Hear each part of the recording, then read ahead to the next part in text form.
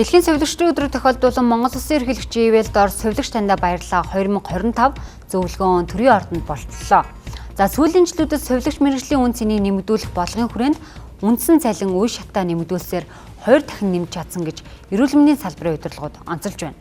Гэвч совилогч нарын үндсэн цалин 1 сая 410 мянган төгрөг байгаа нь совилогчийн ажлын байр эзгүүрч сурч төгссөн мэргэжлэрээ ажиллахаас хашрах сэтгэгдэл төрүүлж байгаа юм байна. За түүнчлэн орон нутагт ажилладаг совилогчдын хувьд хууль заасны дагуу урамшуулал нэмэгдэл хөсөө авч чадахгүй байгаагаа ярьлаа. Дараагийн шаталт очихдоо эзэнтэй хаана үнэтэй хөлбөрөөр оруулсаар байна.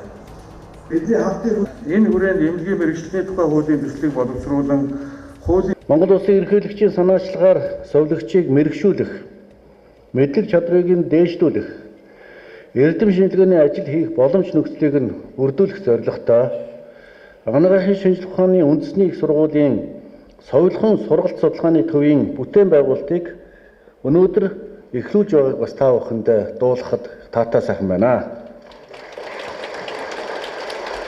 Өнөөдөр эхлүүлж байгаа энэхүү бүтээн байгуулалтын ажил бол зөвхөн нэгэн барилга байгууламжийн асуудал биш юм. Харин энэ бол Монгол улсад совилхон шинжилгээ ухааныг олон улсын жишгт нийцүүлэн хөгжүүлэх шинэ замналын эхлэлийг бид тавьж байна гэж бодож байна. Бүгдээрээ л цалин ямар нэгэн аппликейшн, банк бус ч гэдэг юм уу зээлээс зээлийн хооронд бол байгаа. Яг багаар бол нэмэгдэж байна. Гэхдээ одоо манай сумд одоо надад бол тулгамдаад байгаа асуудал юу вэ гэвэл шөнийн нэмэгдэл цалин хөлсийг хөдөлмөрийн тухай хуулийн дээр авах ёстой боловч бид нар бол авч чадахгүй байгаа юм. Одоо нэг совилогчид ногдох хэмжээ нь болохоор юу штэ.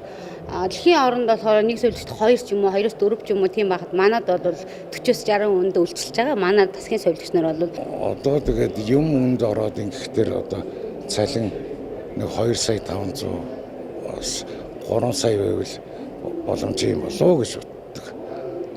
Энэс баг.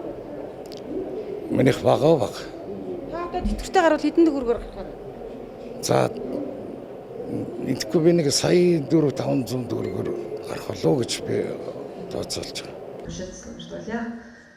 За улсын хэмжээнд 15 мянган гаруй совилогч эрүүл мэндийн салбарт ажиллаж байна. Тэдний цалин өсөг 1.7-оос 2 дахин нэмэгдүүлснээр сүүлийн хэдэн жилд 1.5 сая төгрөгийн цалин авдаг болжээ. За үүнээс өмнө 1 сая хүрэхгүй төгрөгийн цалинтай дээр нь ажлын ачаал их байсан ч мэргэжилтэд дуртай учраас твчиж үлдсэн гэж олон совилогч нар ярьж байна.